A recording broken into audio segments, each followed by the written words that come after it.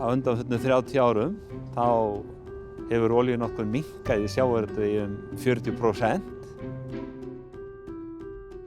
Olíunotkun skiptir mjög miklu máli í sjávarútvegi. Hún heldur skipaflotanum okkar gangandi, eins og hjá okkur 95% af umhverfisáhrifum hábjargranda.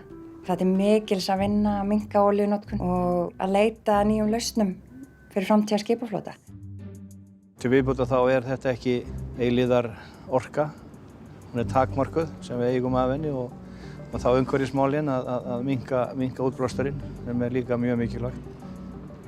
1984 þegar kvótakerfið fyrst sett á að fiskistofnarnir voru í mikilli lægð og það þurfti að hafa mikið fyrir að fiska. Kostnaðurinn samhliða því hár.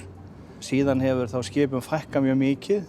Skipin hafa stækkað og stækkandi og sterkari fiskistofnar hafa leitt til þess að olíunotkunin per kíló af fiski hefur snarlækkað. Og tæknin hefur haldið áfram alla tíð og við erum að fá núna skip sem eru tæknilega töluvert mikið betri heldur en þau gömlu.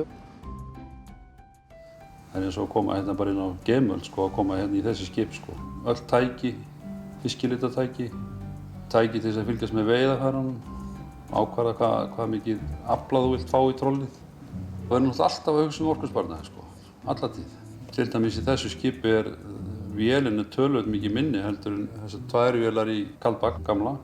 Þá erum við kannski að spara, erum að fara með 100 lítrum minna á klukkustund heldur en á gömlu skipunum, þó við séum að draga svipuð veiðarfæri. Þarf aukna nýsköpun. Við þurfum að leita leiða til að vera hagkvæmari, umhverfisvænni sem leiðir til betri nýtingar líka. Þannig að það stórt verkefni framundan. Markmið stjórnvalda að draga úr losun, helst algjörlega í samræmi við þá hagræðingu sem orðið hefur nú þegar á síðustu áratugum í sjávarútvegi og bara þá hagræðingu sem fyrirsjáanlega verði á næstu áratugum. Það sem við munum hafa bara minna fyrir því að ná í fiskinn en eftir sem áður að ná meiri verðmætum og nýta hann betur.